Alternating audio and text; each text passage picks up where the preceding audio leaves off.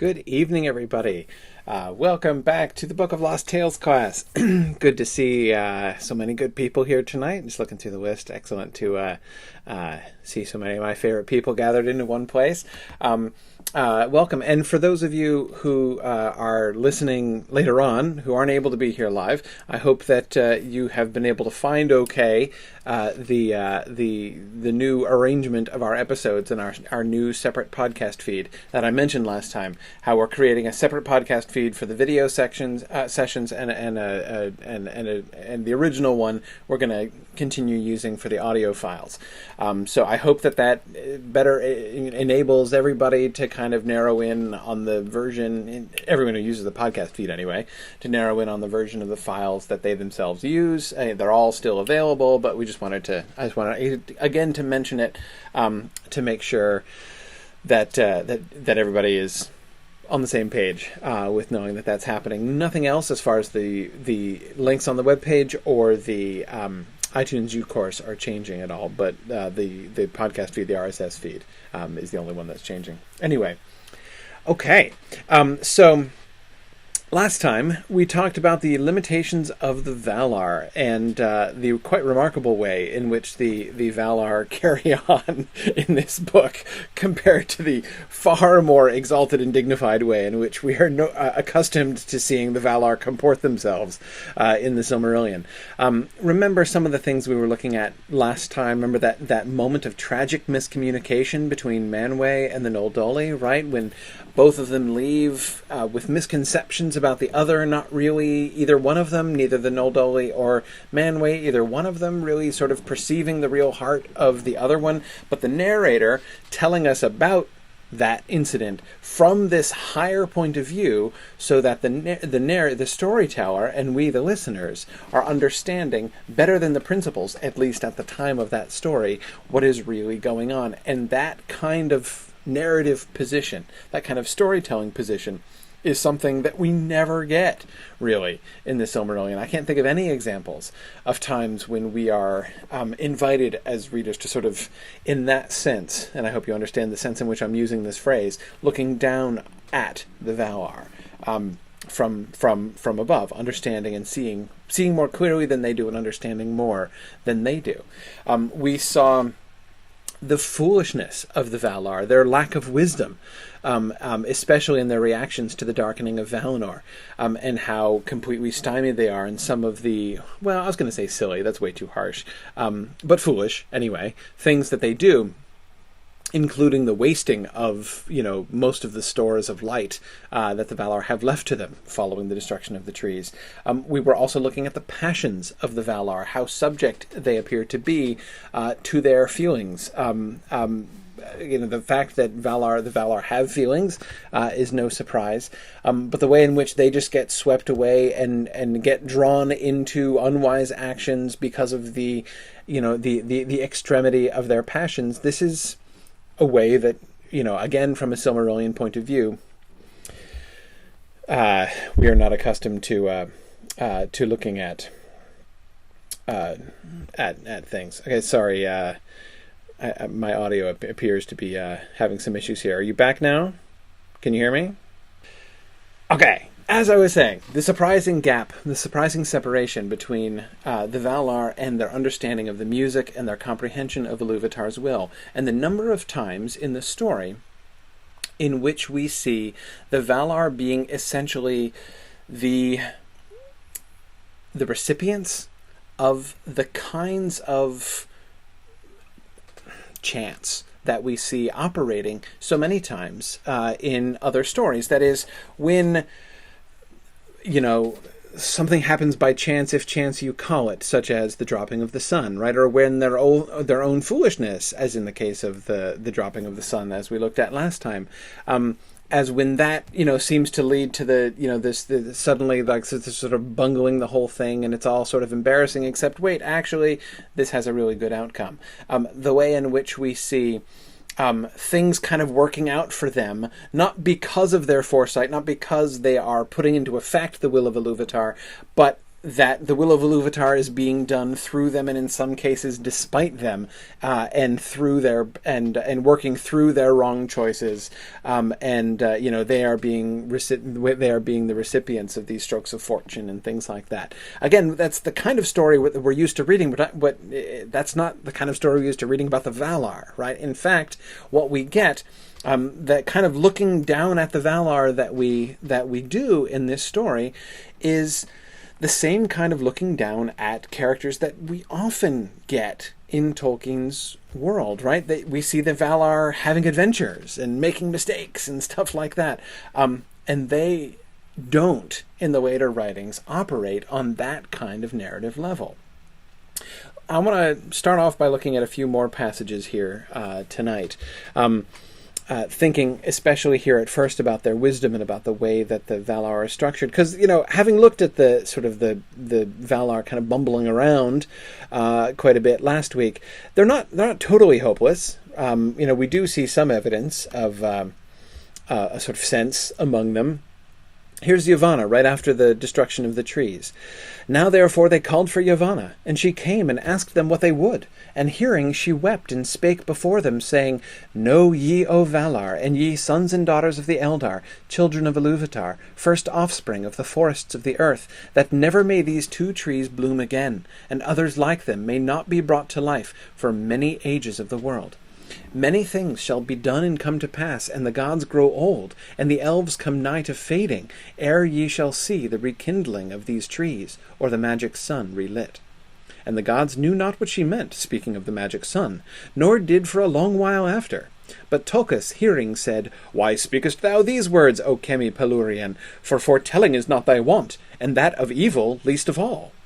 And others there were who said, Aye, and never before has Kemi the Earth Lady been hard of counsel, or lacked a spell of deepest virtue, and they besought her to put forth her power. But Yavanna said, 'Tis of fate and the music of the Ainur. Such marvels as those trees of gold and silver may even the gods make but once, and that in the youth of the world, nor may all spells avail to do what ye now ask. Notice some things here. First of all, notice the comparative cluelessness of the rest of the Valar, right? Here's Yavanna speaking, know all ye Valar, this is not going to happen. These, they're like, oh, the trees are dead, make them bloom again. And she's like, people, that can't happen, right? Let me try to explain to you. Others like them may not be brought to life for many ages of the world. This is not going to, it's certainly not going to be possible. Certainly not for a very, very long time. Not until these other things happen that you also have never heard of, like the relighting of the magic sun, right? And they're like, gosh, why are you talking this way? I don't understand. One of the points that I would make here is the gap that we see between Yavanna and most of the other Valar here, even my favorite Tulkas. The gap is in wisdom and understanding, not just in power or in jurisdiction. See, we get, of course, some sense of hierarchy, right? There's the great among the Valar, and then the lesser even among the Valar before you get to the Maiar in the Silmarillion tradition. But even there, it's there's a difference in power, but it seems primarily to be like a jurisdictional thing, right? Yavanna might be greater than Nessa, but that's because sort of her purview is wider. Her role in the music was greater, but it's not a question of she is just like on a completely different level of understanding. The Valar operated together in council. Their level of wisdom and comprehension of how the world worked and what the plans of Iluvatar are seemed to be much more on a level. In the Silmarillion here, we see that's clearly not the case. She's lecturing to them as if they're children, and indeed they really seem quite ignorant. 'Tis of fate and the music of the Ainur, she tells them, right? Let me explain about the music, people. And it's the Valar, it's the other Valar she's talking to, right? This, let me explain how this can happen.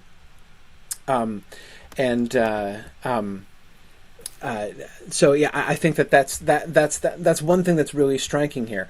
So even when we get some of the Valar who come forward and do speak in a more sort of authoritative, well-informed, wise, way, we still have very, very strong reminders of how much lower than that the rest of the Valar are. And indeed, just a little bit after this, we get another reminder of that large gap between the great among the Valar and the lesser of the Valar.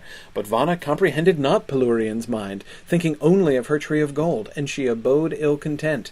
But Manwë and Varda, and with them Aule and Yavanna, fared thence, and in secret conclave they took deep and searching counsel one of another, and at the last they bethought them of a reed of hope. Here again we can see really clearly, the great among the Valar actually closeting themselves separately, right? It's like, okay, let's let the grown-ups get together and talk about this, and then we'll figure something out, and then we'll come back to you guys with a plan. But there's a clear, again, not just power hierarchy, right? It's not just that Manwë and the others have more power or more authority. The others are helpless to figure it. They don't know. I was about to say they don't know anything. That would be a little harsh, but they don't know this stuff. Whereas Manwë, Varda, Aule, and Yavanna have some hope of finding wisdom among the four of them, and indeed they do. Now, Ulmo clearly, by the way, is operating on their level 2, though he is not involved in this particular powwow here. Yeah, and Arthur, you're right. Vanna's a little possessive and short-sighted here, absolutely. Vanna, throughout these scenes, Vanna is like the poster child of the clueless sector of the Valar, right? She is one of the most passionate, one of the least wise in her words and her actions throughout this whole section, throughout both of these chapters, really. Or all three of them, from the darkening of Valinor through the hiding of Valinor.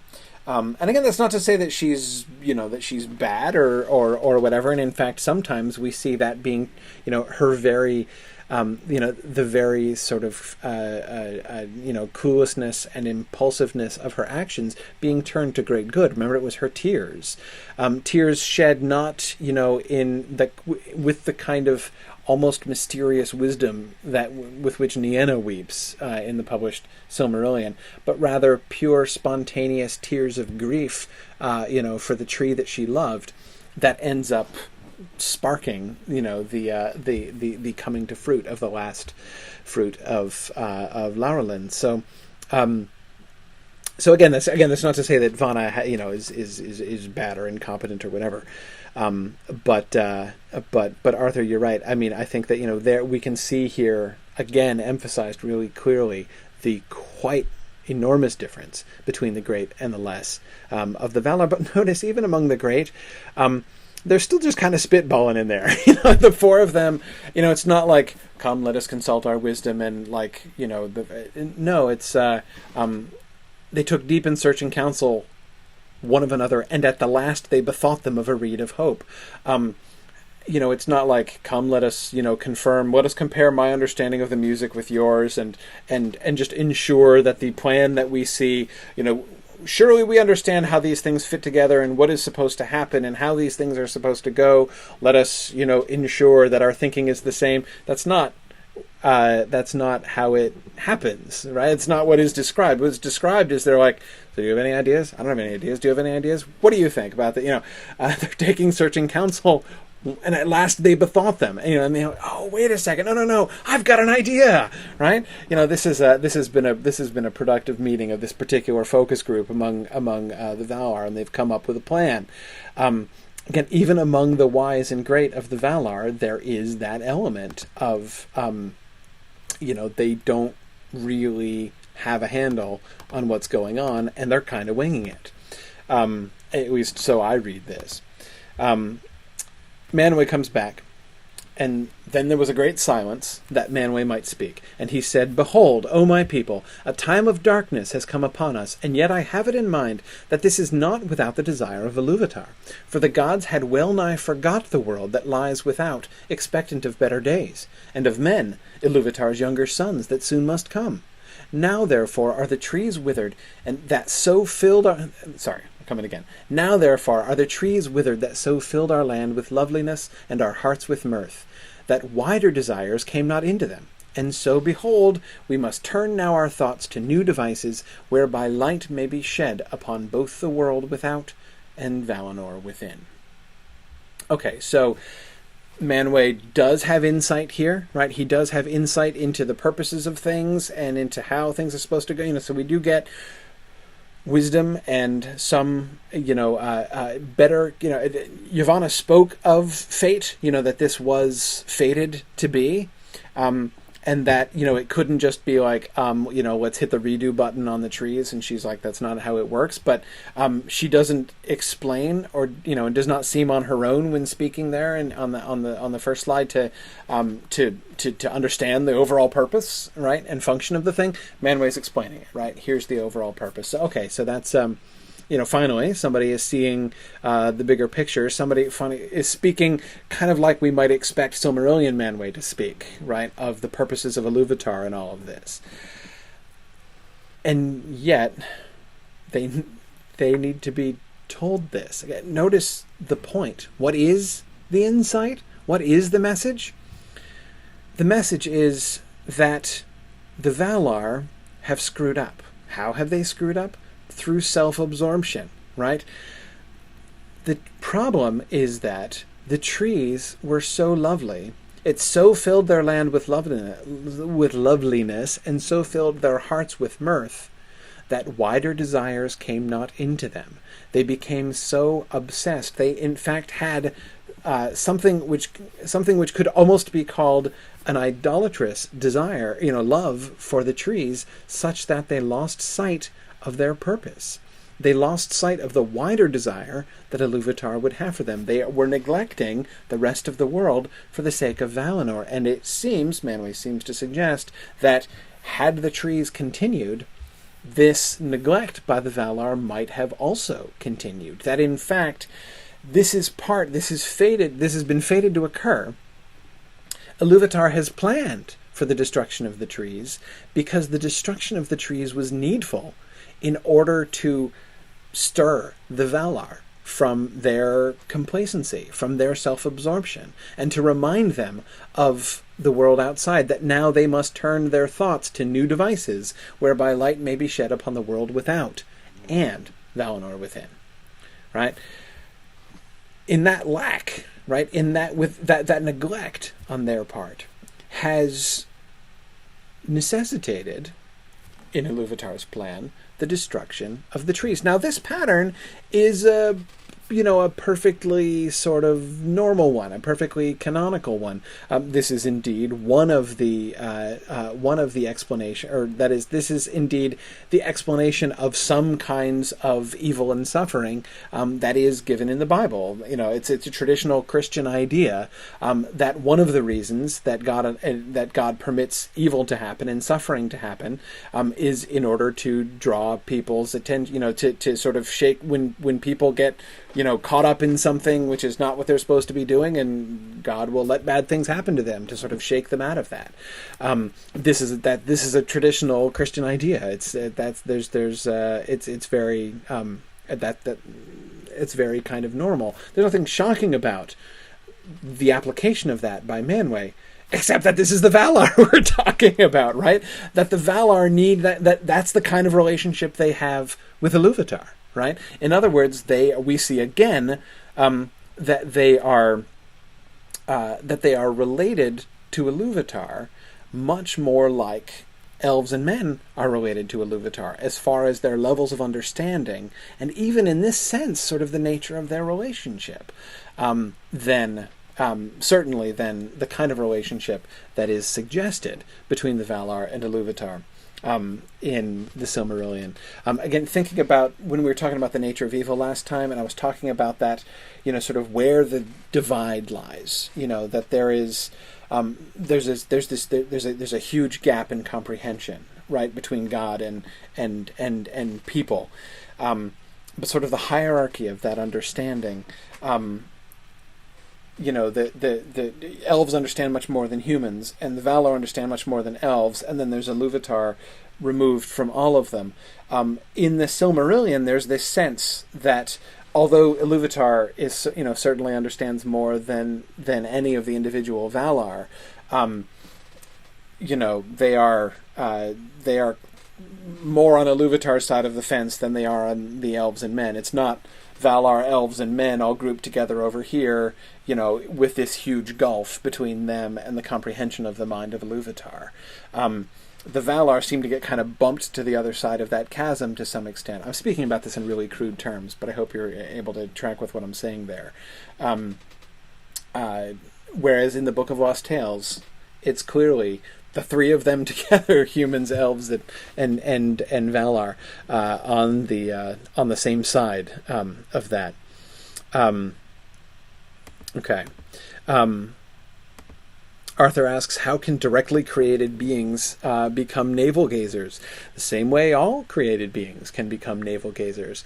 Again, the fundamental theological idea is a simple one, that, this is why in the Christian tradition pride was always the greatest of the sins, because the fundamental temptation of any created being is to focus on the self more than on the creator, is to elevate the self above the creator. That's the sort of the in the Christian tradition, the understanding, the core of all concept of sin and gap between, sort of moral gap between God and humans. So the Valar, angelic beings are certainly capable of that, as evidenced by the fall of Lucifer. But the Valar in the Book of Lost Tales have a heck of a bigger problem with this than the Valar that we see elsewhere.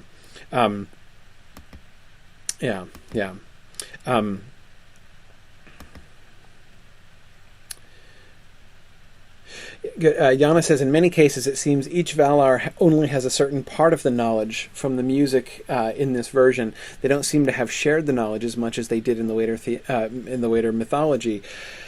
Yes, I agree. But I agree in part, Yana.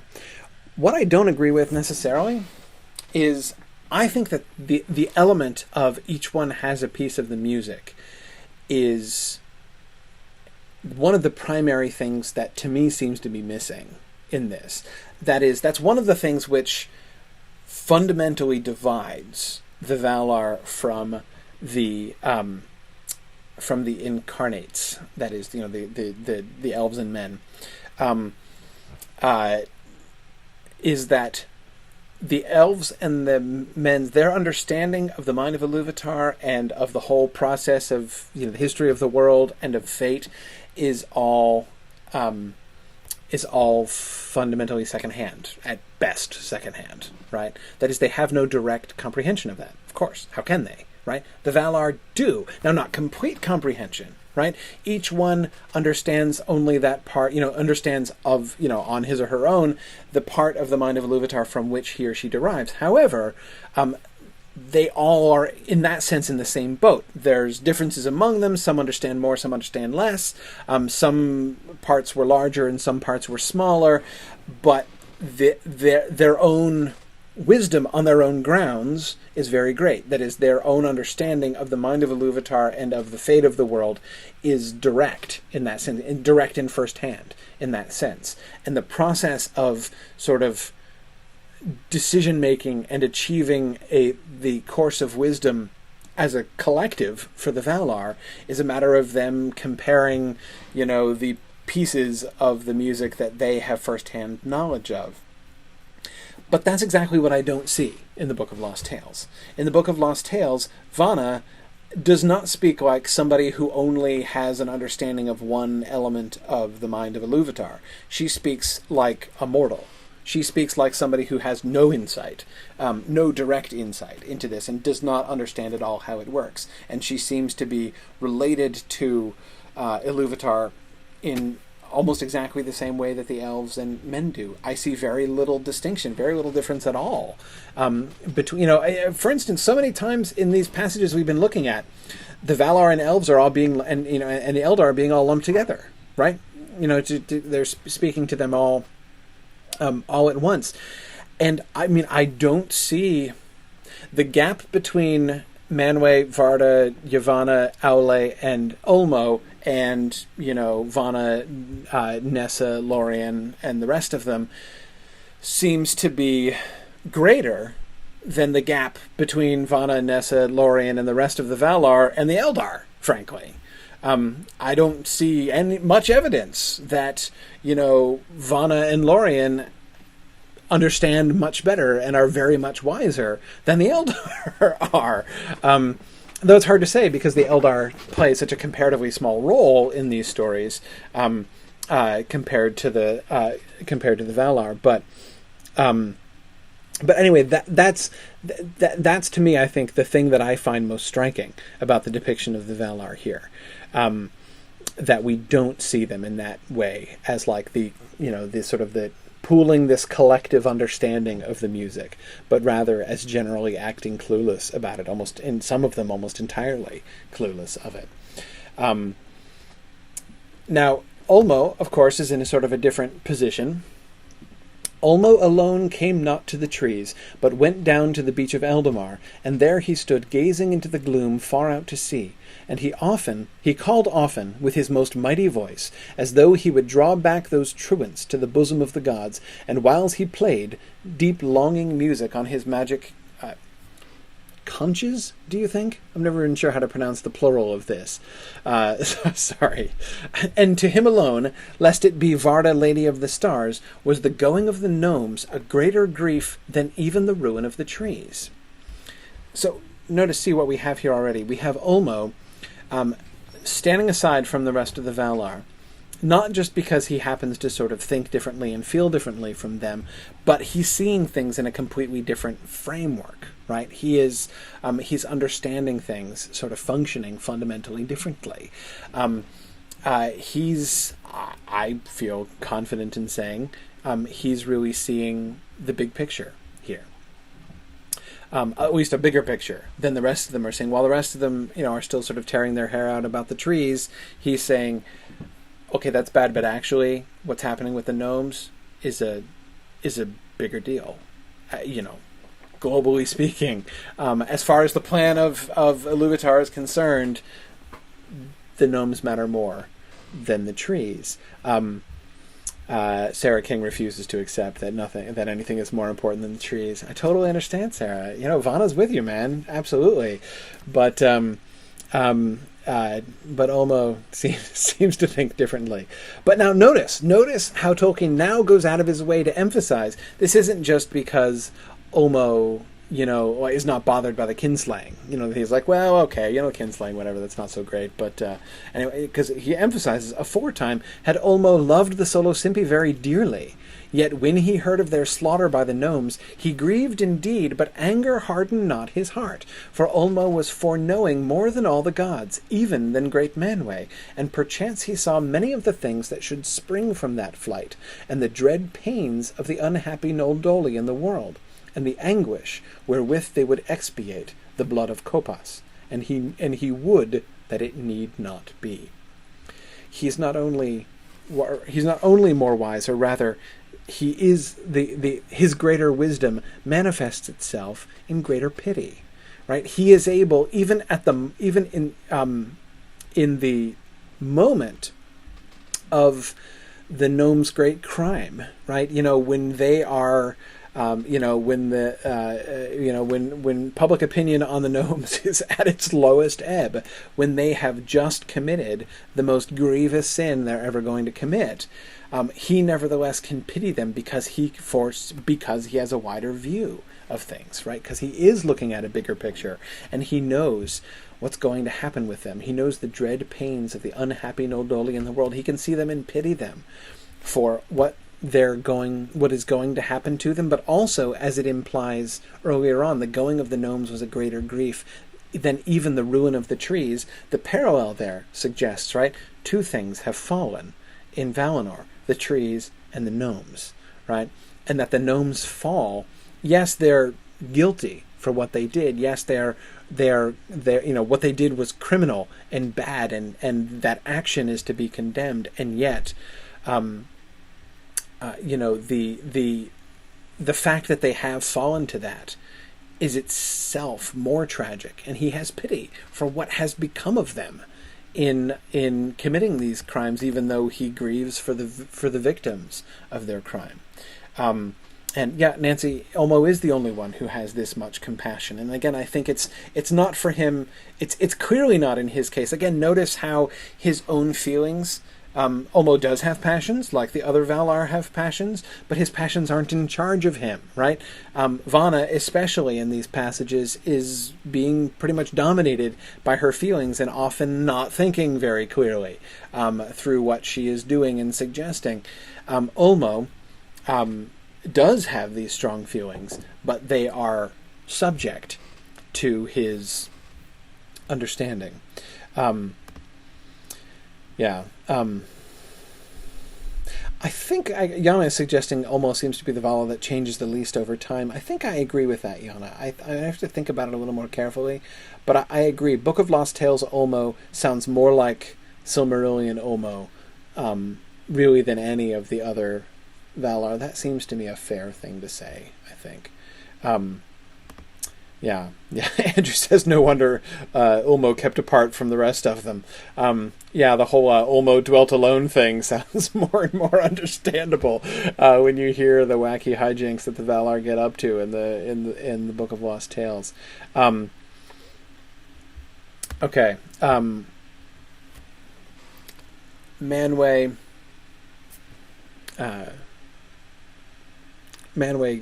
Here's the passage about Manwë going to his special place.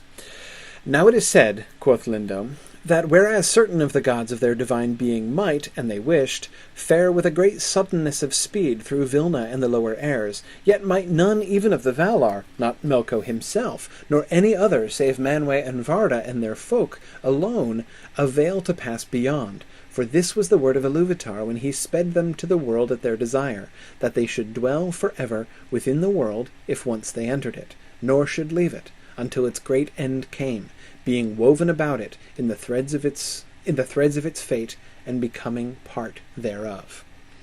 Here, I think, is where we are getting Tolkien's explanation of how this came to be. Because, of course, in the Book of Lost Tales world that is in this depiction of the Valar that we've been looking at, one thing that's hard to square is how are these the same Ainur who are in the music, right? I mean, shouldn't they know more, than this? And we get an explanation here, right? The reduction of the Valar, the reduction of the wisdom and stature of the Valar is, in this sense, I think, at least this is how I'm reading this passage, included within the structure of the story. We see a remnant of this in the Silmarillion, but I think that this seemed to me to have much more force here. They should dwell forever within the world if once they entered it, nor should leave it. Okay, all right, so if they come here, they're here for the long haul, until its great end comes. Okay, all right. But now, it's what follows that I find most interesting. Being woven about it in the threads of its fate, and becoming part thereof. Part thereof, I take as being part of the fate of the world, right? In other words, it's not a coincidence. It's not, strange that we can continue to see, as I've been arguing, in some of the passages we've been looking at, that they are now related to fate and to the plan of Iluvatar, kind of like the elves and men are, right? That they are subject to it rather than sort of steering it. That they are now sort of subject to it. They are a part of that. They're not the weavers of the tapestry of history anymore. They're not the sub-creators of fate and history, as we sort of saw them in the music of the Ainur. Now they are subject to it. Now they have entered into it like the children of Iluvatar, on a different scale, but fundamentally similar. Alyssa, what a wonderful connection. Alyssa House Thomas says they have to become small to enter in. Yeah, just like the Cottage of Lost play, right? Those who are there are small, and you must become small to enter into it. It's exactly like that, isn't it? The Valar, in order to enter into the world, in order to be a part of the world and its history, they have to enter into that history. They can't sit above it. They can't just rule over it. They can't any longer be the weavers. They have to be threads in the tapestry now and be woven into its pattern. And that is, I agree, Alyssa, an act of humility. It requires a greater act of humility. But carrying on with Manwë here, yet more to Manwë alone, knowing the purity and glory of his heart, did Iluvatar grant the power of visiting the uttermost heights, and breathing the great clear serene, which lies so far above the world that no finest dust of it, nor thinnest odor of its lives, nor faintest echo of its song or sorrow comes there, but far below it gleams palely beneath the stars, and the shadows of the sun and moon, faring back and forth from Valinor, flutter upon its face. There walks Manwë Sulamo, often far out beyond the stars, and watches it with love, and he is very near the heart of Iluvatar. Okay. Here, in this little vision that we get, it's this really sort of lovely view, but think of what this is, right? This is a glimpse of Manwë at his apex, right? Manwë literally at his highest, but what is it that separates Manwë from everyone else? He can, Omo can see further in time. He's the most foresighted. Manwë sort of the most wide-sighted. We see him actually not departing the world, because he can't do that, but coming to the very, very boundary of the world, right? The very border between the world and heaven. And he is still able to look down upon the world while not being touched by the world. So he's able to separate himself in a way that the other Valar aren't. But again, this is not a question of him communing in spirit and re-experiencing the music or anything like this. The very way in which he's able to kind of float up above the world here, in my mind, sort of suggests that, or it still indicates his ultimate connection to it. It's not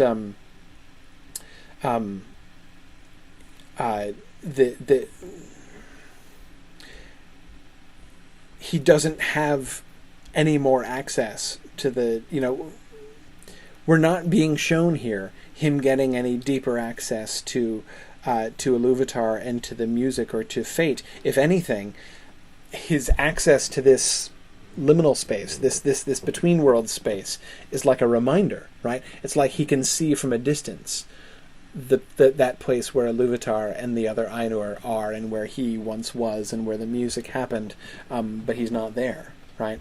Any more than he's in the world.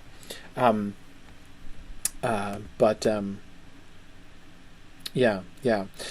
Arthur says, seems that being able to get that close to the heart of Iluvatar but not being able to go any further would not be a reward. I agree, Arthur. There's something a little bit melancholy, I think, about this. Maybe not. Maybe that's a misreading. I don't know. Certainly when we talk about the purity and glory of his heart, this is being sort of, I think we're being directed to see this as either a reward for Manwë or sort of a manifestation of, of the purity and glory of his heart. Therefore, a good thing, not a sad thing. But again, certainly a reminder of, the ceiling that is above Manwë, right? Even though his ceiling is higher up than the ceiling of the rest of them. Meanwhile, as we proceed into the hiding of Valinor, the limitations of the Valar accelerate far beyond mere foolishness. This is that awful council that they have when they decide to hide Valinor. Thereat, arose much tumult. The thereat, of course, is in response to that rabble-rouser of the Solo Simpi, who is in great bitterness and wants vengeance taken on the Noldoli, and so he's making impassioned and embittered speeches. Thereat arose much tumult, and many of the Valar and their folk supported him loudly, and some others of the Eldar cried out that Manwë and Varda had caused their kindred to dwell in Valinor, promising them unfailing joy therein. Now let the gods see to it that their gladness was not minished to a little thing, seeing that Melko held the world, and they dared not fare forth to the places of their awakening, even an they would. Pausing for a second there. Doesn't that sound familiar? Doesn't that kind of sound like Feanor's speech, right? It sounds kind of a little bit like Feanor's speech in Kor. It sounds even more like Feanor's speech in Tirion in the published Silmarillion, right? And the kind of, I mean, I don't want to just sort of exaggerate and kind of minimize it, but they had caused their kindred to dwell in Valinor, promising them unfailing joy therein. Right? Hey, man, you told us it was an explicit selling point on this whole Valinor scheme that we were supposed to get unfailing joy. Well, my joy has failed. Okay, so I want my money back. I insist on a refund. You guys aren't delivering the product that you. This whole dynamic is uncomfortable, right? And let the gods see to it that their gladness was not minished to a little thing, right? So are we supposed to? So what? We're now supposed to be satisfied with only a little bit of gladness, right? Because I mean, Melko has the whole world, right? And we can't go back to the world. In other words, this is just like the discontent that we saw among Feanor and the Noldoli in the Book of Lost Tales, and certainly that we see in the Silmarillion as well. This, to me, is a really, really striking thing, because one of the elements that we see in the later writings is that there's this... I don't want to do too much with this parallel, because I certainly... let me emphasize, and I hope that you will hear me on this. Let me emphasize at the beginning, I am not suggesting that the Silmarillion is an allegory. Please don't misunderstand me. We'll come back to allegory later on. But I am not saying the Silmarillion is an allegory. What I am saying is there are parallels. There are ways in which, in the published Silmarillion, you can see what look very like types, like typological thinking on Tolkien's part, that we can see in the fall of Feanor and the Noldor a recapitulation of the fall of Adam and Eve in the Garden of Eden. We can see in the kinslaying a type of the slaying of Abel by Cain in Genesis chapter 4. That sense of innocence, in the sense of people who are good, who have never done evil and do not have evil thoughts. People whose hearts are in contented goodness and happiness, who have not had that contentment and that moral innocence tarnished. That is, in my reading, a strong element in the published Silmarillion. And it's one of the things that is so striking with the fall of Feanor, and Feanor's, the sort of the decline of the Noldor with Feanor as sort of their, spokesman and figurehead, from the withholding of the Silmarils to the drawing of the sword on Fingolfin, all the way down to the abandonment of Fingolfin and the burning of the ships, all that stuff. But the important thing is that the rest of Valinor is untainted by it, right? It suffers, evil happens to it in the darkening, right, and in the kinslaying. It has been wounded, but the fundamental innocence of its bliss is not tarnished. Not in this way, right? We don't see the Eldar who remain, we don't see the Vanyar and the Teleri, to use the later Silmarillion terms, grumbling, right? grumbling with the words of, with the words and ideas of Feanor. That's why this, in my mind, is a radical thing that we're seeing. And again, notice how in the first sentence, many of the Valar and others of the Eldar are being lumped in together. Again, they seem to be seeing things in a very similar kind of way. The most of the Valar, moreover, were fain of their ancient ease, and desired only peace, wishing neither rumour of Melko and his violence, nor murmur of the restless gnomes, to come ever again among them to disturb their happiness. See how solipsistic they are, how bound up in their own little shell. The Valar, most of the Valar, would be perfectly content to pretend that the Great Lands don't exist, right? As long as we can keep the evil out case of Melko escape, that's too bad. But if we can keep him out so that he doesn't affect us anymore, and try to, reconstruct some of the joy that we had here, we're good, right? They are, Andrew says they're a tad selfish. They look, to me, more than a tad, quite very selfish, really quite pronouncedly selfish. Because it's not just Melko and his violence that they're wanting to wall out, but the murmur of the restless gnomes. They don't want to hear it, right? Oh, might the gnomes suffer or whatever? And yeah, aren't there elves over there? Other elves over there that didn't come over? Yeah. Oh, wait. And aren't there going to be men? Isn't it going to be like a whole nother group of the children of Iluvatar, right? That's probably part of Iluvatar's plan and whatever, but we don't care, right? We totally, as long as we can have our happiness undisturbed over here, that's all we care about. That seems to be what many of the Valar, most, indeed, we're told, of the Valar are saying, and that's really quite striking. And for such reasons, they also clamored for the concealment of their land. Not the least among these were Vana and Nessa, albeit most even of the great gods were of one mind. In vain did Olmo of his foreknowing plead before them for pity and pardon on the Noldoli. Totally unsympathetic to that. Or Manwë unfold the secrets of the music of the Ainur and the purpose of the world.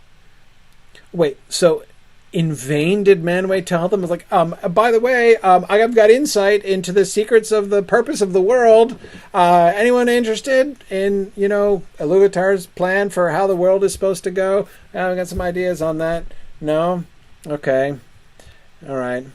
And long and very full of that noise was the council, and more filled with bitterness and burning words than any that had been. Wherefore did Manwë Sulimo depart at length from among them, saying that no walls or bulwarks might now fend Melko's evil from them, which lived already among them and clouded all their minds. Exactly. That's exactly what it sounds like to me. It's like, just as those remarks are made about Feanor, right? That Feanor was, seemed unaware of the fact that most of the things that he said came in their origin from Melko, right? That seems to be true of most of the rest of the Valar, too. And then here's Manwë saying, oh, okay, well, nothing I can do here, right? I'm gonna be over here being ignored if you guys change your mind. This is a remarkable picture. The Blessed Realm is not, in this way, paradisical. It becomes paradisical, at the least a sort of worldly paradise. It's not heaven itself, but it's a worldly paradise. It may be nice over there, in the Book of Lost Tales. They might make it nice again. They might spruce the place up, but it's not paradise. It has been morally compromised, and it shows it. And the results of this, remember with the elves, or at the invitation of the elves, there was that moment where it's like, well, this may or may not have been the right thing to do. And the narrator of the story gave us the pluses and minuses of it, right? It may be that it wasn't such a hot idea to bring the Eldar over, but then again, if they hadn't, then the Eldar would have been lesser and many things wouldn't have happened. So, you recall that passage that I'm talking about, right, where we were sort of shown both sides of that? The Eldar or this time around, the decision of the Valar is condemned with absolutely no possibility of misconception. Now Lorien and Vana led the gods, and Aule lent his skill, and Tulkas his strength, and the Valar went not at that time forth to conquer Melko.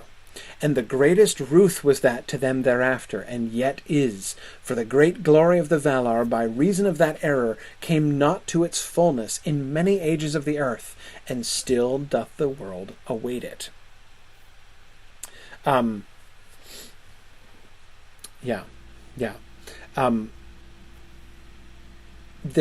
again, there's no room for doubt here. This is an error, right? It is an error. The hiding of Valinor is a bad idea. And they had and it's clear what they should have done instead. They should have gone forth to conquer Melko at that time, but they didn't do it. And not having done it was a terrible mistake. The greatest ruth was that to them. The Valar are going to regret this for ages and ages to come. And notice the implications of that last phrase. And still doth the world await it. The implication, to me, is that the evils of the modern world are a result of this choice by the Valar. Had the Valar acted differently, there would not be such evil at large in the world as we see around us, right? The Valar could perhaps have restored the entire world to something like order had they constrained Melko at this time, but they didn't. And so, therefore, the world is the unpleasant place that we all are very familiar with, right? This is a really big deal. Really big deal in the depiction of the Valar. And trying to understand how this is working in Tolkien's mind is, I think, really, really important. Now, I ask myself, what changed in Tolkien's mind? What happened? How do we get from this to that later on? It's a big question, and really beyond the scope of this book. But I can't help but ask it. So I'll give you just like my 1 minute response. I can do in one sentence what I think happened. Anyway, in a hole in the ground there lived a hobbit. That, I think, is what happened to this story. When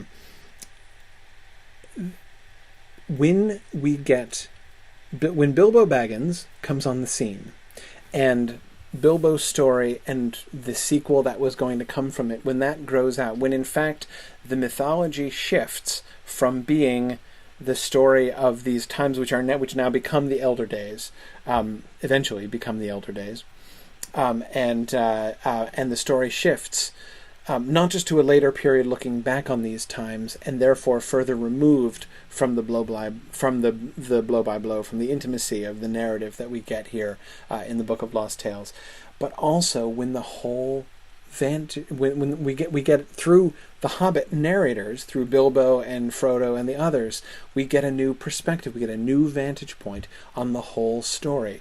The camera angle from if you'll accept this metaphor, the camera angle from which the story of Middle-earth is being shot goes from Wade up, looking down even at the Valar, to 3 feet above the ground, looking up, right? That, to me, is one of the major impacts of The Hobbit and the incorporation of The Hobbit backwards into the mythology that Tolkien had been making. And that, I think, is just it's a transformative impact.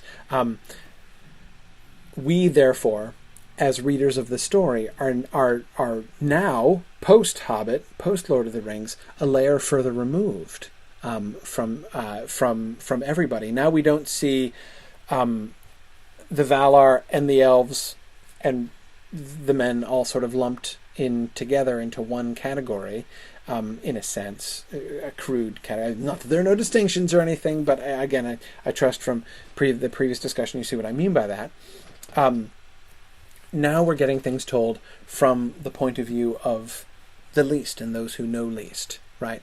And we've got the great men like Faramir and Aragorn and even Éowyn and Éomer and Theoden, right, up above them. And then you've got the elven wise really high up, right? And then, indescribably remote beyond that, you have the concept of the Valar. I think that it's true that as Yana, as you were just pointing to, it's certainly true that shift between doing this sort of this kind of a close narrative of these and shifting to that more that more epitomizing, that more sort of annals and legends summary that we get of these things in the later Silmarillion stuff has a huge impact, and I've talked about that before, and I think that that's really important. But in my mind, even that doesn't change this situation, this whole perspective, as much as the narrative choice of the intervention of hobbits, and therefore the fundamental shift in the vantage point of the entire Middle-earth story. And that, I think, is more than anything else, it seems to me, that's what is responsible for the radical shift in the way that the Valar are depicted. It's a pretty huge claim. I couldn't prove it. I give that kind of tentatively, but for what it's worth, that's sort of my thought on that. I want to change now to talking about another really prominent issue. One thing, looking at sort of the whole point of view of the narrative and how this story works as a story, is sort of in one element, sort of looking at the vantage point that we have on this story is one thing I think that's really important to look at. I also want to look at the making of myth, looking at these stories as a mythology, and really drawing attention to some stuff we've glanced at before, but to be quite a bit more thorough about it here. In particular, what I want to talk about is the issue of myth as explanation. And again, we've glanced at this before. I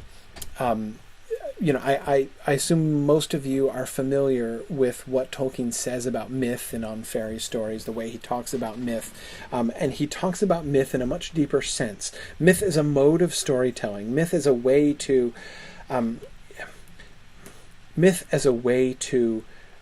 communicate the incommunicable, as a way to convey the ineffable, to put your finger on the pulse of something that is deeply embedded in the entire human psyche. Myth enables us to get at things that you can't just describe, that you can't just say.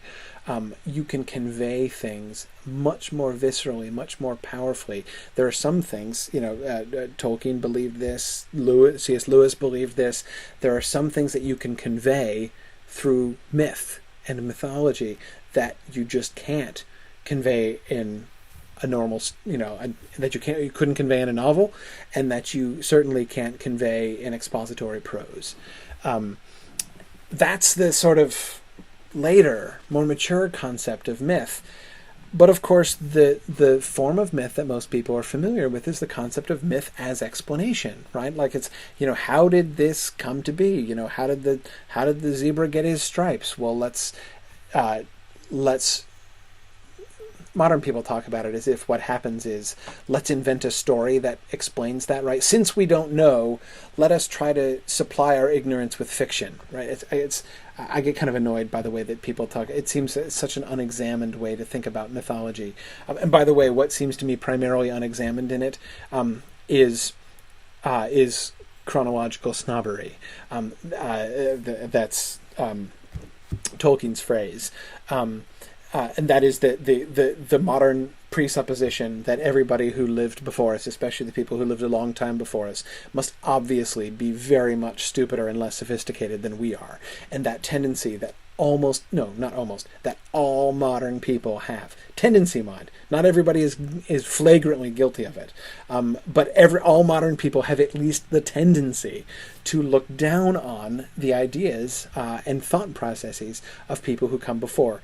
Mike, that's Tolkien's phrase. It's not C.S. Lewis's phrase. C.S. Lewis uses it a lot, but C.S. Lewis got it from Tolkien. In fact, he got it from Tolkien when Tolkien called him on it. Lewis was himself guilty of it, and Tolkien chided him for chronological snobbery, and Lewis, to his great credit, admitted it, confessed it, and really embraced that as a concept. Anyway, though in the end, Lewis uses the phrase more and talks about it more than Tolkien does in his writings.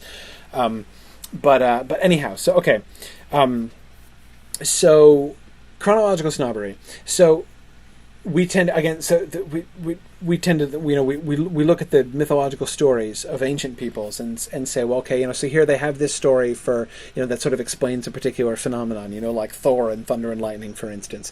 And we tend to look at we tend to be very belittling when we look at they did those poor ignorant people didn't really understand how thunder and lightning worked, so they made up a story to explain it because then they felt better. Which, first of all, if you even think about that, that makes absolutely no sense, right? Like, it's like, well, I don't understand something, so if I make up a story I know to be untrue about it, then I'll feel better about it. No, you won't. Anyway, it's not what mythology is. It's not what mythology does. There's more even to that kind of myth than most people give it credit for. However, the important thing is that's not the kind of mythology that people are used to associating with Tolkien. And one of the things, several of you have expressed this by email to me already, but one of the things that is always striking to Tolkien readers when they go back and they read the Book of Lost Tales is how much of the more sort of apparently simplistic myth as explanation we get in the Book of Lost Tales.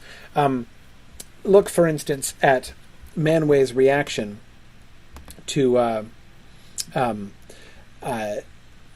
hiding of Valinor, right? He has his one little sort of antidote, right, in the Allura Male. Now when Manwë, gazing in sorrow from Hyde to Nicotil, saw all these things done, he sent for Lorien and Orome, thinking them less stubborn of heart than the others. And when they were come, he spoke earnestly with them. Yet he would not that the labour of the gods be undone, for he thought it not altogether ill. What a wonderful epithet on the actions of the Valar in the Book of Lost Tales. The actions of the Valar, not altogether ill. Right, that's one thumb up by Manwë.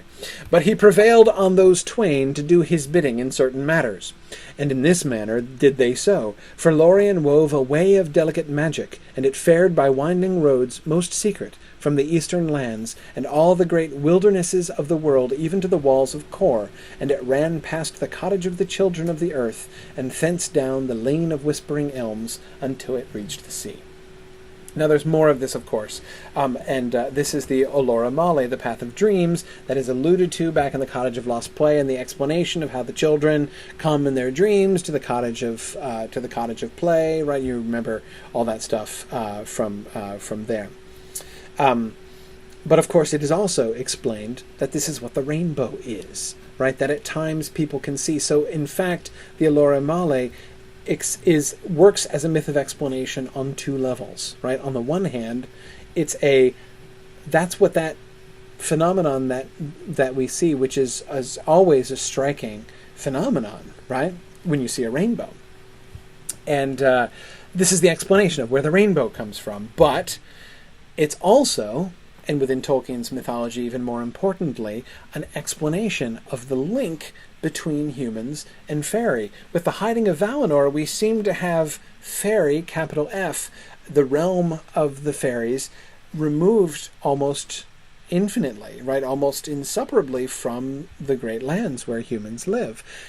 Where then do we get these stories? Where do we get from whence cometh from whence come the glimpses that we get of magical realms and of fairy and of all these things, as were spoken of in the both in prose and in poetry back in the early chapters of this book, through the Allura Male. Right, we need a link between Valinor and the Great Lands, which will allow for this enrichment of the human spirit by this contact with fairy, and so an explanation is made within Tolkien's mythology.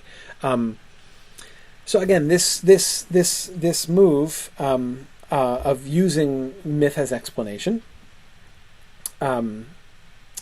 is, as I say, very, very prevalent in the Book of Lust. It has a really important element here. And I would also add, Tolkien is quite good at it. In fact, sometimes his explanatory myths are quite stunning. Here's one of my favorites from the previous chapter. That is from the chapter from last time. Only one was there at the branch's end, that is the flower, the last flower of Silpion, of course. One only was there at the branch's end, that opening shone of its own light, and no mist or cold harmed it, but indeed waxing it seemed to suck the very vapours and transform them subtly to the silver substance of its body, and it grew to be a very pale and wondrous glistering flower. Nor did even the purest snow upon Taniquetil gleaming in the light of Silpion outrival it, and its heart was of white flame, and it throbbed, waxing and waning marvellously. Then said Lorien for the joy of his heart, Behold the rose of Silpion. And that rose grew till the fruit of Laurelin had been but little greater, and 10,000 crystal petals were in that flower, and it was drenched in a fragrant dew like honey, and this dew was light. Now Lorien would suffer none to draw near, and this will he rue for ever. For the branch upon which the rose hung yielded all its sap and withered, nor even yet would he suffer that blossom to be plucked gently down, being enamoured of its loveliness, and lusting to see it grow mightier than the fruit of noon, more glorious than the sun. Then snapped the withered bough, and the rose of Silpion fell, and some of its dewy light was roughly shaken from it, and here and there a petal was crushed and tarnished. And Lorien cried aloud, and sought to lift it gently up, but it was too great. Therefore did the gods let send to Aule's halls, for there was a great silver charger, like to a table of the giants, and they set the latest bloom of Silpion upon it, and despite its hurts, its glory and fragrance and pale magic were very great indeed. This, of course, is Sarah saying, they're not going to drop and break this one like they did the sun. Wait! Yeah, exactly. Yeah, Arthur also points out the lusting for his fruit to be better than the other one. That can't end well. No, indeed, we do see. Notice again sort of the tragedy of this, right? Lorien, transfixed by his love and admiration of this thing, but that love, even itself, is tarnished with his own sinful desire, right? Lusting to see just meaning desiring. The word lust in Middle English, and I think certainly in the diction that Tolkien is using here, this doesn't mean sexual desire. It means desire. But what does he desire? He desires for it to grow mightier than the fruit of noon. He wants it to be better than Vanna's fruit. And I mean Vanna. I'm not mistaking them. I'm not misspeaking. Vanna had this proprietary claim on the fruit of Laurelin, right? Lorien has proprietary claim over the rose of Silpion, and he wants his one to be, greater than hers. So yes, Arthur, we see his own desire tarnished as well, right? But on the one level, this is very simple. Right? That is, what we're getting here is a mythic explanation of why the moon looks like it does. Why are there dark spots in the moon? Why is the moon imperfect? This, by the way, was a very important question to medieval thinkers. Why is the moon imperfect? Why does it have spots? Why does the moon seem to be messed up? We get a mythic explanation for why the moon is messed up, for why the rose of the moon is all mussed. partially crushed and tarnished. But at the same time, as I say, I think, he's doing that myth of explanation here, but I think this is a passage in which he does it extremely well. He is not only capturing the physical features of the moon, but he's capturing he's capturing something of the nature of the moon as well, something of the wonder of, the kind of admiration and wonder inspired by the full moon, say, the different glory, the different kind of desire that it arouses, very different from the noonday sun, right? And so something in that quality of the light and the beauty of the moon he's capturing in this description of the flowering of the rose and of Lorien's sort of breathless admiration of the rose, breathless but ultimately greedy admiration of the rose. So again, I think this is really, really wonderfully done. But again, it falls clearly into this category of explanatory myths. There are other places, of course, where Tolkien does this less skillfully, namely in his allegory of time, of which I'm not a huge fan. Now those men were of strange aspect, seeming aged beyond count, albeit of strength untamed. And one that stood at the left was exceeding small and short, and another amidmost of middle stature, and the third was long and tall, and the first had short hair and a small beard, and the other's was neither long nor short, but the beard of the third swept the earth before his feet as he walked. Now, after a while, he that was short and small spake in answer to Manwë, and he said, Brothers are we, and men of exceeding subtle craft. And the other answered, Lo, Danuin, Ranuin, and Fanuin we are called, and I am Ranuin, and Danuin has spoken. Then said Fanuin, And we will offer thee our skill in your perplexity. Yet who we are, and whence we come, or whither we go, that we will tell you only if ye accept our rede, and after we have wrought as we desire.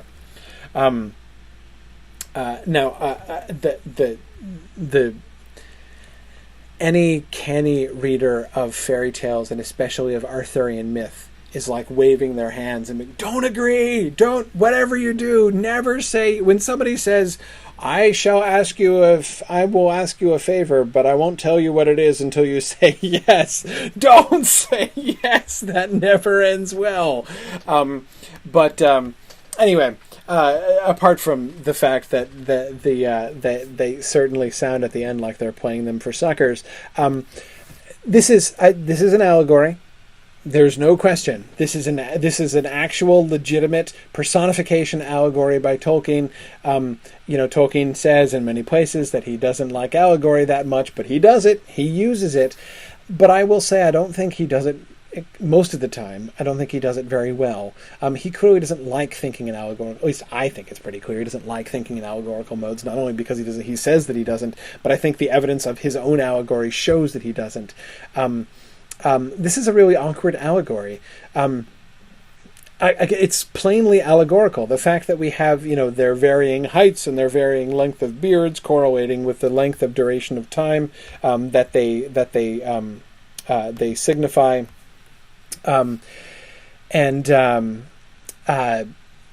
Anyway, but I find it a very clumsy piece of allegory. The fact that there's no difference among the men other than that is in their physical appearance, right? We get this sort of obviously allegorical description, but the allegorical description offers us nothing other than varying lengths, of height and of beard. That's kind of weak. It does. He hasn't done anything to do what I think a really good allegory should do, which is to capture something. Allegory is a wonderful way to try to convey complicated and abstract things. And sort of make them graspable. Allegory is a great way to explain something, if you can do it well. There's a whole you can bundle so much substance into a really efficient package if you're good at allegory. But we don't. I mean, do we really learn anything about sort of the nature of days, months, and years from this, other than like some are longer than others? Like we kind of knew that. Anyway, like I said, this is not a great piece of allegory, and this whole bit gets cut out. I sort of suspect that this is one of the, given how utterly this whole concept vanishes from the mythology, from the Book of Lost Tales on. I mean, it never comes back, these three guys. I suspect that this is one of those places that Tolkien would not... one of those bits Tolkien wouldn't have been best pleased to see published. I think that a lot, by the way, of the Book of Lost Tales. Rather, of the History of Middle-earth series entirely. Knowing what a perfectionist Tolkien was, I would have to think that Tolkien would have been writhing in humiliation to know that people were reading these things that he did not at all consider ready for publication. But anyhow... here again, we're getting an explanation, right? We're getting that. The larger point is that we're getting again that kind of mythology of explanation. Here is how days, months, and years came to be, and how the motions of the sun and moon become regulated within days and months and years, and this kind of regular calendar cycle. But again, I don't find this one particularly interesting, even though I'm not nearly as bothered as Christopher Tolkien is by some of the apparent contradictions. That's one of the things Christopher Tolkien talks about a lot in his commentaries, about not only the differences between the Book of Lost Tales version and the published Silmarillion version, on which of course he's quite good, but also some of the internal inconsistencies of these early stories. I find I'm a little bit less bothered than Christopher Tolkien is by that. But anyway, whatever. A thing I want to point to, though, not just the existence of this mythology of explanation that we get, but I want to begin to see, or rather, I want to suggest to you tonight that this points to a fundamental point of view on his fiction in Tolkien. I think we can learn something about Tolkien's entire approach to writing stories. That seems pretty big claim, I know, but I'm into big claims tonight. I think that we can see. I think that we should not look over these, because I mean, and that's kind of tempting sometimes, right? We notice these things in the Book of Lost Tales, and coming from the Lord of the Rings and the Silmarillion, we notice that he's doing this quite a lot in the Book of Lost Tales, and he doesn't do that very much at all later on. And so we're like, oh well, that's kind of curious, right? He seemed to be thinking that way back then, but that's, in the end, he moves away from that, and that's not what he does anymore by the time we get to the Silmarillion. So it's kind of a phase in his mythological thinking that he kind of grew out of, right? Yes, in the sense that we don't see it nearly so much, but also not quite, I think, actually. Look at, I found this passage fascinating at the end of I'm now being so far behind. I'm mashing so many chapters together. I forget with the end of which chapter. This is the end of the Sun and Moon. I think it is. Or is it the end of the Darkening of... Anyway, whatever. At the end of one of these chapters, Ariel is sort of pursuing the speaker, right? But, said Ariel, nay, surely that is not so, for at the tail, that is, when the tale stops, and he says, now I've told you everything that you need to know about the sun and moon. And Ariel's like, no, wait.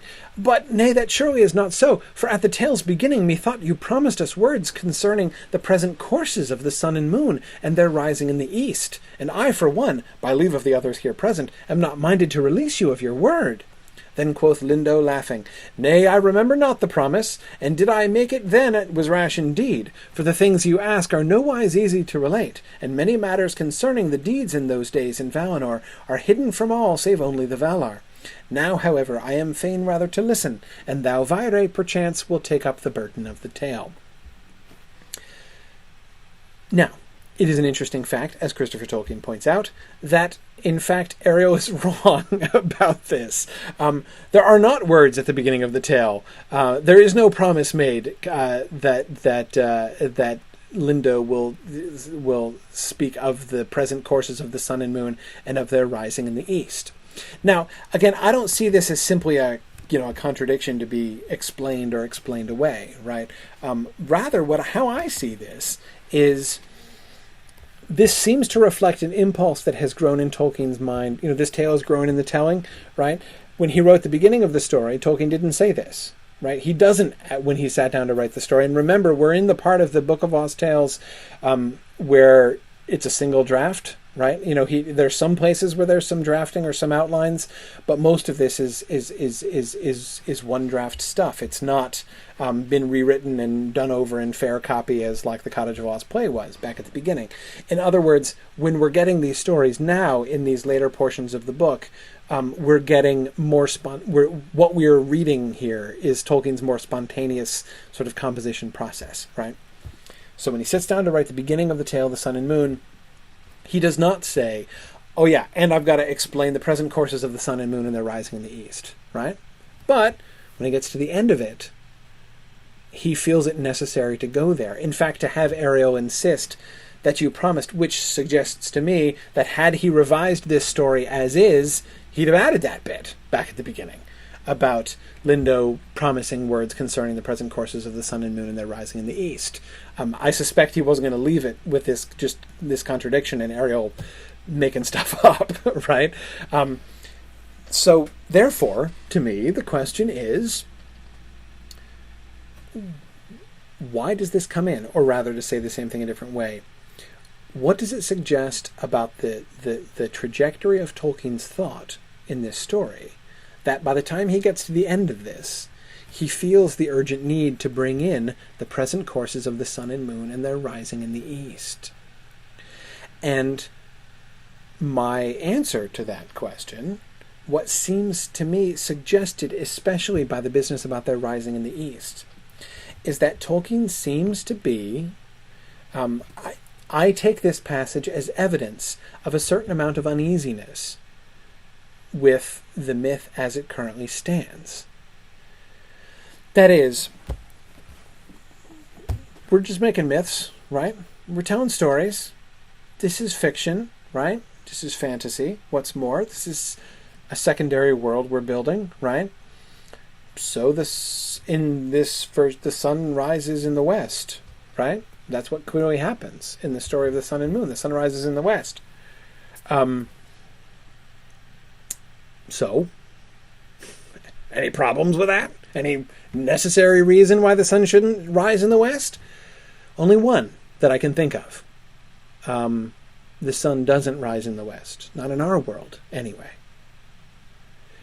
So, how then do we get from the version of the sun and moon rising that we got in this story to what we actually see in the world now? This is what Ariel's asking, right? But wait, why then, how does it come about that the sun rises in the east then? We need a myth of explanation, right? We need to have it worked into the mythology of how it came to be that the sun rises in the east and the sun and moon pursue their regular cycles and all these things, right? We haven't gotten that yet and we need it. Or rather, it seems that Tolkien needs it or wants it. But what I find fascinating here is the unstated presupposition that seems to underlie that, right? Again, if you're making up your own fantasy world, right? If you are in fact subcreating a separate world, the sun could rise in the west. Who's going to say no to that? But Tolkien doesn't seem content with that. He is, through his myths of explanation, one of the overall patterns that we see in the myths of explanation in this story is the repeated and persistent linking of the story of the world of the Book of Lost Tales to our own world, right? That seems to be a stable fact guiding the entire frame of what Tolkien is doing. And of course, it's built into the frame story. Ariel is a person who comes from a point within our world and within our history, right? That where in the world and at what point in the history changes over time, right, between Ariel and Alfwine, as Christopher Tolkien explained at the beginning. But nevertheless, that fact, that connection, is for Tolkien a necessary part of the frame. Look at Christopher Tolkien's little comment on the sun and moon at the very end of the at the end of this is the end of his commentary on the hiding of Valinor. Finally, at the end of all the early writing concerning it, it may be remarked how major a place was taken in my father's original conception by the creation of the sun and moon and the government of their motions. The astronomical myth is central to the whole. I love the moment that disastrous council, right? When when all the angry and burning words are flying back and forth and the bitterness and everything. You remember what Manwë wanted to talk about? He calls the council together and he's like, so what I really want to talk about is the sun and moon and the paths and how are we going to set them up, okay? What trajectory are the sun and moon going to go on? And everyone else is like, shut up, Manwë. Nobody cares, okay? Nobody cares about how the sun and moon go. And then you've got the rabble-rousers and everything else happening. That's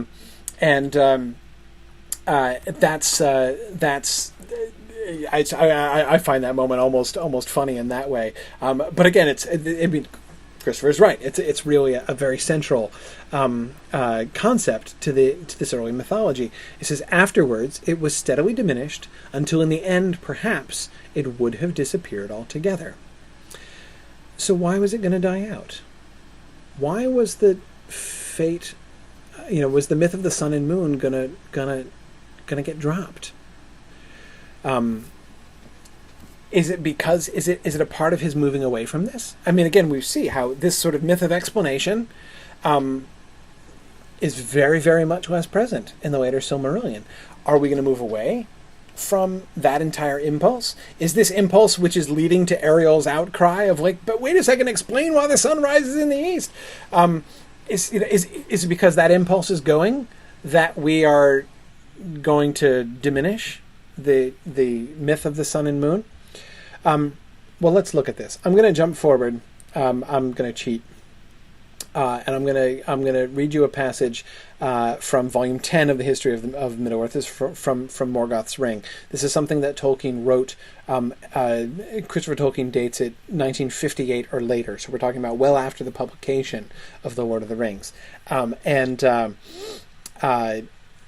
I wanted to go to, because this is what Christopher Tolkien what Christopher Tolkien is alluding to in this passage when he says, in the end, perhaps it would have disappeared altogether.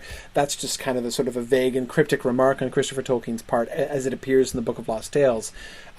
So I wanted to give you the passage that Christopher Tolkien, the stuff that Christopher Tolkien is alluding to when he says that. So this is Tolkien speaking. Now, this is not Christopher. It is now clear to me that in any case, the mythology must actually be a mannish affair. Men are really only interested in men and in men's ideas and visions. The High Eldar, living and being tutored by the demiurgic beings, must have known, or at least their writers and lore masters must have known, the truth, according to their measure of understanding. What we have in the Silmarillion, etc., are traditions, especially personalized and centered upon actors, such as Feanor, handed on by men in Númenor, and later in Middle-earth, Arnor and Gondor, but already far back, from the first association of the Dunedain and elf friends with the Eldar and Beleriand, blended and confused with their own mannish myths and cosmic ideas. His problem, right? The fundamental problem he's addressing? The story of the sun and the myth of the sun and moon can't be an elvish myth. It's not possible. Why? Because the elves would know that's not what the world is like. This idea of the world was flat and then the world is made round and now the things move differently, that's not what the world is really like. Surely the Valar would have been aware of the fact that the world is actually a sphere, right? The idea of the Copernican solar system would not have come as a shock to the Valar, right? Who are there at the music and everything. And therefore, presumably, the Eldar who had their instruction firsthand from the Valar, even though, according to their measure of understanding, they might not have understood everything about it, but nevertheless, they would at least not have been mistaken about such obvious things. Therefore, the only way that the Silmarillion stories are explicable is if they come not from elves, but from men. and they're blended and confused with their own mannish myths and cosmic ideas.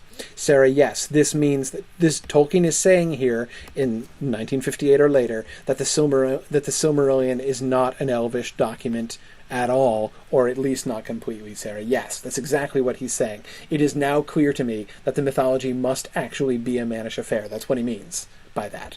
That ultimately the origin of this stuff must be in men, and so he's working that out now by now speculating on a quite different history of these things over time. Now we keep going.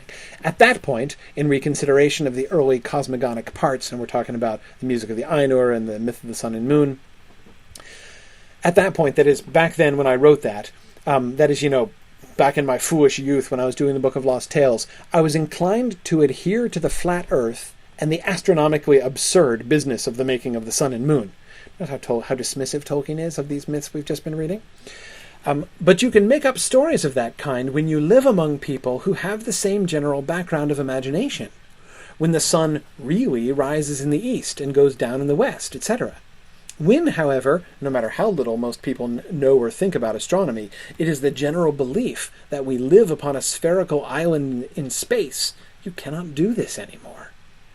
The elves, knowing that that was true, and they must have known that Earth was a sphere in space, orbiting the sun, they had to have known that, and so therefore they could not possibly have made up that story. Only men could have made that story. One loses, of course, the dramatic impact of such things as the first incarnates walking in a sunlit world, or the coming of the High Elves to Middle-earth and unfurling their banners at the first rising of the moon. He admits that there's going to be a dramatic loss, right? That elements of the mythology, in other words, if he proceeds with the revision that he is suggesting in these passages, and this is only one fragment, and there are a bunch of other. This is if you own a copy of Morgoth Spring, which I recommend to you. This is in the. I'll just make sure I get this correct. It's in the section. It's in part 5 called Myths Transformed. It's the beginning of that section of Morgoth Spring. So if you want to read more about it, that's where you can find this. But if you read that passage, what you will see is that Tolkien was contemplating a radical revision of the entire mythology around the idea of that these stories had to be consistent with scientifically observed fact about the universe, about our world. And therefore, the Eldar were not going to be the people of the stars anymore. The sun was going to be out when the elves woke up. Why? Because the sun was always out, right? The earth doesn't exist before the sun. There was no time before the sun and the moon, right? So we can't have that anymore. So I'm sorry if Ingolfin is no longer going to unfurl his banners and sound his trumpets as the moon rises for the first time as they march out onto Middle-earth. We're not going to get that. And he recognizes, that's a really powerful moment. So it's sad to lose that, as it is also sad to lose the mythic, in the other sense, conception of the elves waking up by starlight and knowing only the starlight for untold ages. But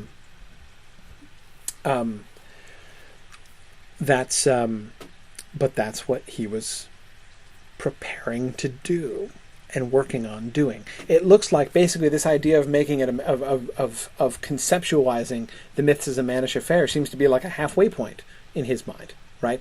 He's already ready to dismiss the flat earth thing and the making of the sun and moon as astronomically absurd, right?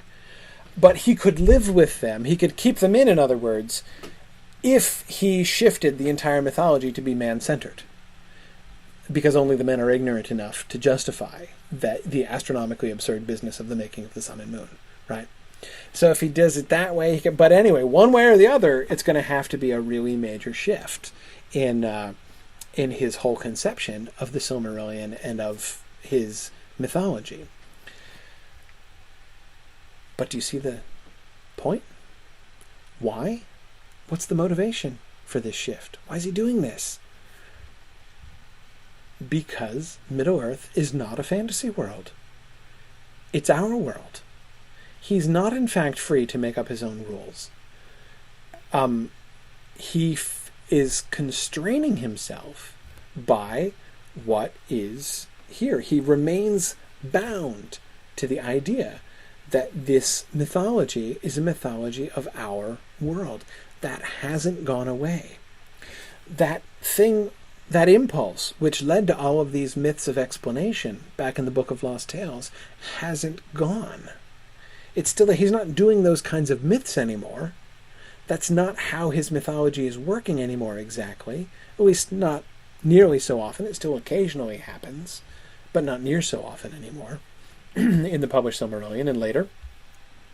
But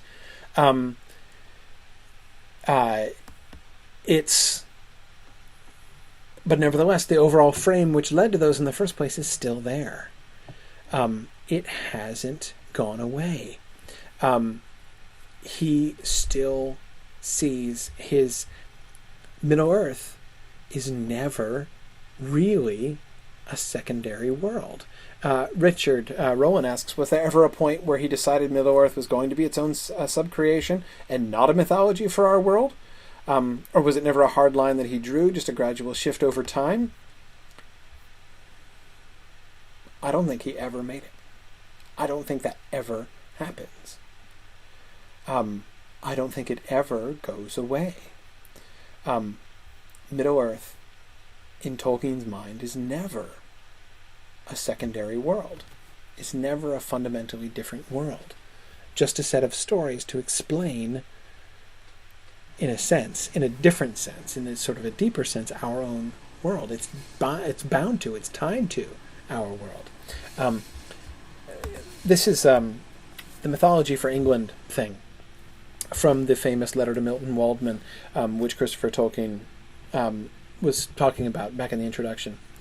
Do not laugh, he says, but once upon a time, my crest has long since fallen, I had a mind to make a body of more or less connected legend, ranging from the large and cosmogonic to the level of romantic fairy story, the larger founded on the lesser, in contact with the earth, the lesser drawing splendor from the vast backcloths, which I could dedicate simply to England, to my country. Of course, there's much more. This is the place where he is expressing how he used to, back in the day, have a desire to make a mythology for England, which would be in contact with the earth. Does the England thing drop out? Does it cease to be a mythology for England? Yes, in a sense, it kind of does. Certainly his approach to it changes. He's no longer doing this, again, this sort of myth of explanation stuff. But the link to the earth has not gone away, is still there, very clearly in, 1958 or later.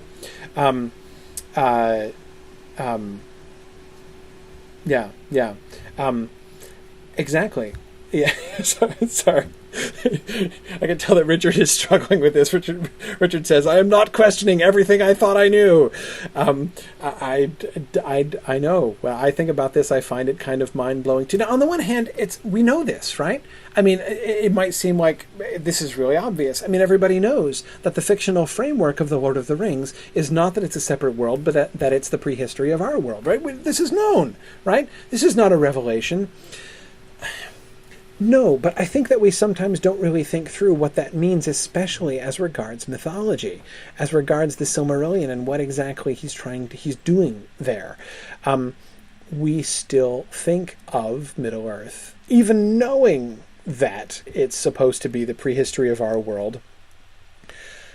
It seems to me that most Tolkien readers do kind of lip service to that, but don't really think about it.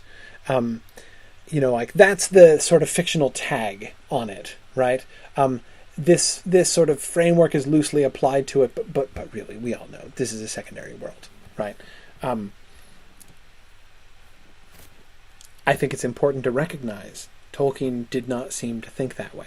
Now, by saying this, am I saying that Tolkien thought all these things really happened and that he was actually delusional that this was history? No, of course I'm not saying that. He knew it was fiction. I'm not suggesting the contrary of that. But rather, as he's writing these stories, as he is writing mythology, he is not making up a mythology. He is not fundamentally crafting a world from scratch. Rather, he is explaining our world. His entire world, his entire mythological and fictional construct is radically grounded in our own world. And that, I think, is something that it's important for us to think about and kind of grapple with. But wait, there's more. I know it's getting to be close to be time to being done, but I'm actually almost finished with what I wanted to talk about today. I will have accomplished my goals for the first class ever in this whole course so far. But there's more. It's not just tied to the earth. That is, it's not just tied to the sort of the scientific worlds, what I've been emphasizing here in the context of the sun and moon. There's more. And Sarah King, I think you were pointing this out earlier on. Remember this? Now Silmo begged to sail upon the oceans of the firmament therein, that is, we're talking about the moon here. But he might not, for neither was he of the children of the air, nor might he find a way to cleanse his being of its earthwardness, as Urwendi had done, and little would it have availed to enter Faskalon, had he dared to essay it, for then would Rana have shriveled before him. Manwë bade therefore Ilinsor, a spirit of the Suruli, of the Suruli, who loved the snows and the starlight, and aided Varda in many of her works, to pilot this strange gleaming boat. And with him went many another spirit of the air, arrayed in robes of silver and white, or else of palest gold. Okay, now to this point, this is all pretty standard stuff. That is, we've had Urwendi and her people driving the sun, and now we're trying to figure out who's going to drive the moon. And we have these this different element, which is, again, notice how the moon is again associated with unfulfilled desire, right? How Silmo really wants to sail the oceans of the firmament, but he can't, right? Anyway. So we have that other element in there. It's not exactly the same, right? It's not just Urwendi part 2, but anyway, so we get the different character of the sun and moon again being sort of mythically conveyed by whom they're piloted and how that comes about and everything else. And then, out of nowhere, an aged elf with hoary locks stepped upon the moon unseen and hid himself in the rose. And there dwells he ever since, and tends that flower, and a little white turret has he builded on the moon, where often he climbs and watches the heavens, or the world beneath, and that is Uole Cuvion, who sleepeth never. Some indeed have named him the Man in the Moon, but Ilinsor is it rather, who hunts the stars. What the heck is like this hoary, locked, aged elf doing? Why have we gotten this guy waltzing in? It's clear why he's there, right? He's the Man in the Moon, right? We need a Man in the Moon. So we have a mythic explanation for why there's a Man in the Moon. But wait a second, we didn't need a mythic explanation of that. We need a mythic explanation for why the sun rises in the east, right? Especially when we first see it rising in the west in the story. We, like Ariel, right, if we're going to be invested in explaining this, showing how this world is in fact an explanation, sort of a mythic explanation of our own world, we need to know how the sun swivels around to the east, right? But we don't need, in fact, a literal explanation of how the man got in the moon. It's a different kind of situation. It's in one sense a similar thing, in the sense that it's a myth of explanation, right? But it's also different, right? In that this is not a mythic explanation for a scientific or sort of a physical phenomenon, right? What we're getting here is an explanation, a mythic explanation of the myth, I guess, right? The fact that many cultures have believed that there was a man in the moon and have talked about the man in the moon. The fact that we have lots of stories and poems about the man in the moon needs an explanation, right? We need to know, why does everybody talk about the man in the moon? Well, because by golly, there is a man in the moon. There's this random aged elf who lives there, right? Richard, you are right. There is indeed a poem about by Tolkien about him about him staying up too late? Absolutely, there is. And we get it at the end of the chapter, right? In fact, he wrote two poems, two comical poems about the Man in the Moon. One is the one that Christopher Tolkien gives you in the end of that chapter, and the other is the one that you already know because Frodo sings it in the Prancing Pony in the Fellowship of the Ring, right?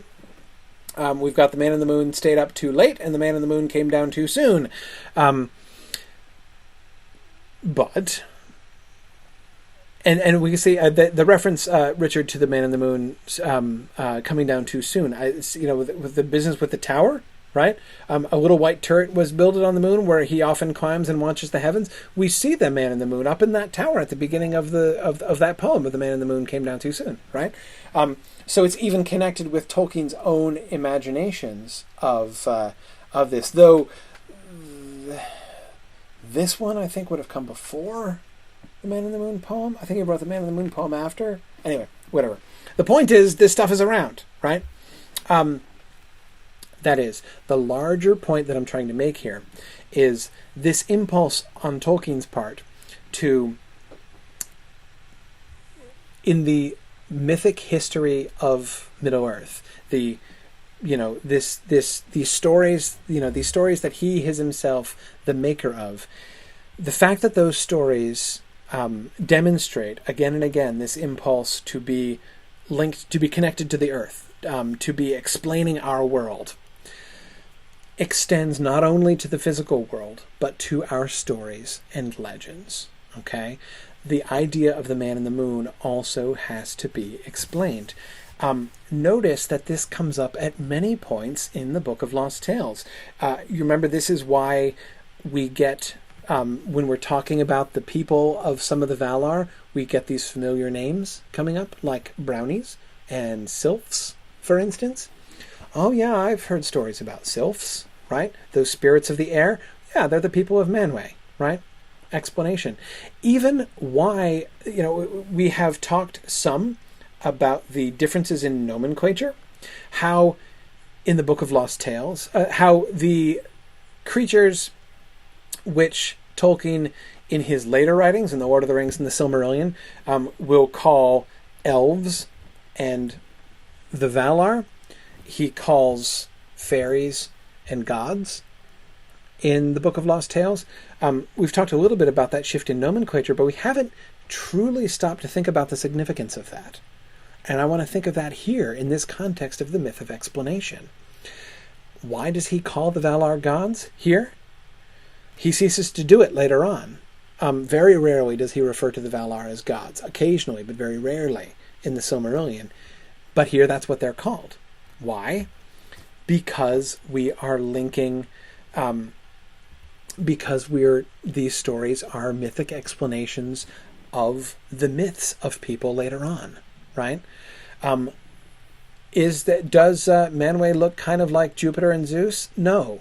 Jupiter and Zeus look kind of like Manwë, right? This is the mythic explanation of where those stories come from. These other mythologies are, does Tulkas look a little bit like Thor? No, Thor looks a little bit like Tulkas, right? Again, this is part of one of the ways in which we see this myth of explanation being applied to these legendary and mythic ideas. The very stories that have been told in our world are being explained. That's the function that Tolkien's stories are doing. Again, he's not making, even within this frame, in this other way of thinking about it, he is not making up his own world. He is explaining the received world, both the received world, physical world around him, and the received story of legend, right?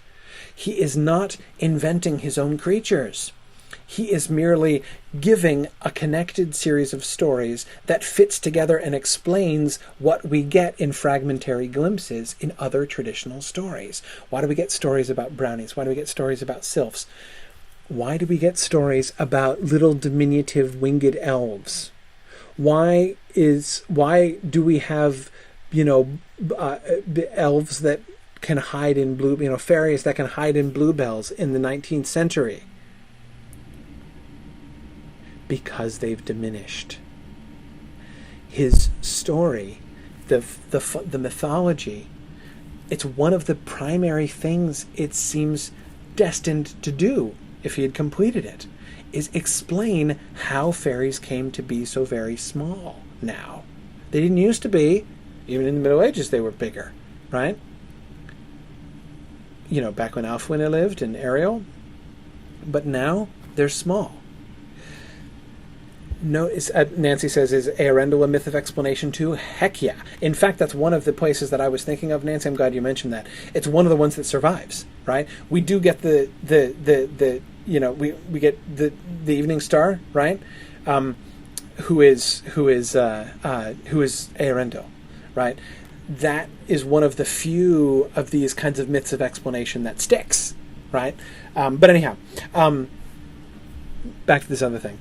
Do you see the implications of this? Later on in his career, Tolkien is going to depart from this more, right? He divorces himself from not all, but many of the received traditions of his time, the received fairy stories and legends and folk tales and stuff of his time, and puts his foot down. Right. Later in his career, he will say things like, elves are not diminutive, no way. That's just a misunderstanding, right? Modern people don't get fairies. They're not diminutive. That's not true. Okay? Instead, elves are like this. So he shifts from calling them fairies to calling them elves. He shifts from using the adjective elfin, which you'll notice he uses quite freely in the Book of Lost Tales, and he invents a new adjective, elvish, right? You didn't need to invent an adjective. There was one, elfin. Right? But he ceases to use elfin. The word elfin almost never appears. Does it appear even once in the published Silmarillion? I don't think it does. And why not? Why does he shift away? Why does he invent his new adjective? Because there were already all of these associations with elfin. Elfin as an adjective means, one of the connotations of the word elfin is like small, cute, and pixie-like. Right? So he doesn't use elfin as an adjective to describe things of the elves. His elves. Right? We tend, being, as Tolkien readers, we start with the Lord of the Rings, right, with The Hobbit and the Lord of the Rings, and we move on to the Silmarillion. That's the framework that we come from. That's sort of the Tolkien that we're used to. When we look back in the Book of Lost Tales, we see that's not where Tolkien started. He with, essentially, it seems, again, this is the conclusion I draw from reading these early stories, with accepting the received stories, as he is accepting the perceived world, the scientifically perceived world. And he accepts those both as frameworks and sets out in his mythology to explain how all of those things came about.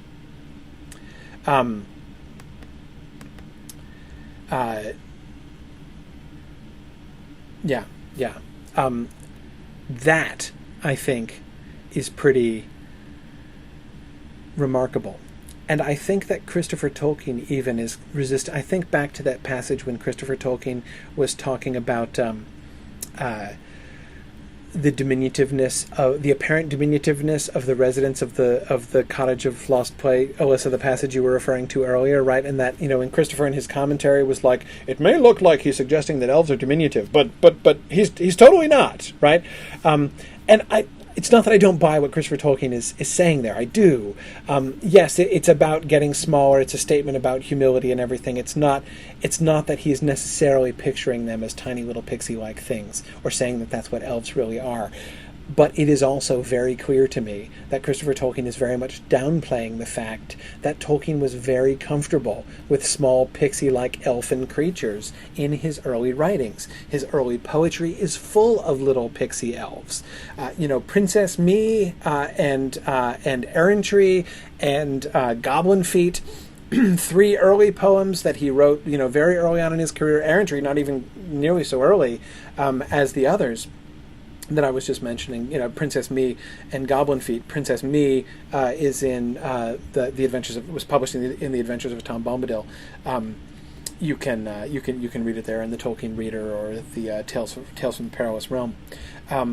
Anyway, there are lots of little elfin pixies, and he seems to be accepting that as a framework, just like the sun rising in the east is part of the thing that he needs to get to in his mythology. If his mythology is going to work, so too diminutive elves he's got to get to in the end, and so the elves diminish. That's why that verb diminish is applied to the elves, not just figuratively in stature, that is in sort of spiritual stature, but literally in figurative stature. That seems to be what was going to happen. So again, Tolkien never saw him. I think that in the Book of Lost Tales, Tolkien did not at all see himself as inventing a fantasy world. He's just explaining one that existed already, both the real world and the world of myths and legends. Pretty crazy stuff, huh? These things, when you really look carefully at the Book of Lost Tales and really think this stuff through, is pretty wild things, and kind of gives you a whole new perspective on what Tolkien was doing and where he came from. Anyway, thanks very much. I'm glad that the I trust from the fact that none of you were protesting about this, that the audio problems didn't really persist that much. But anyway, so I'm glad that worked out. Thanks for bearing with me there at the beginning. So thanks very much for joining me. Next, you'll notice I didn't even attempt to get to Gylfagin's Tale this time. That was on purpose. Next time we will do Gylfagin's Tale, and I want to look as we do that, and especially as we're getting to the end of what Christopher Tolkien published in Volume 1 of the Book of Lost Tales. I want to be going back and looking at a little bit more of the sort of the shape of the sort of the narrative shape of the stories. I'm thinking about some of the things that he talks about there in that last session and that last section, and sort of the projections of what's to come. So we'll talk about that material next time, and then we'll have a special session in 2 weeks about the nature of the language of Tolkien's invented languages. So we'll talk about that next. We'll talk about that the time after next, and then Dune. The Dune class is scheduled to begin the week of July 29th. So I'm excited for that too. Thanks everybody for joining me. This was a really fun class, and I will see you guys next week, if not sooner. Thanks very much. Bye now.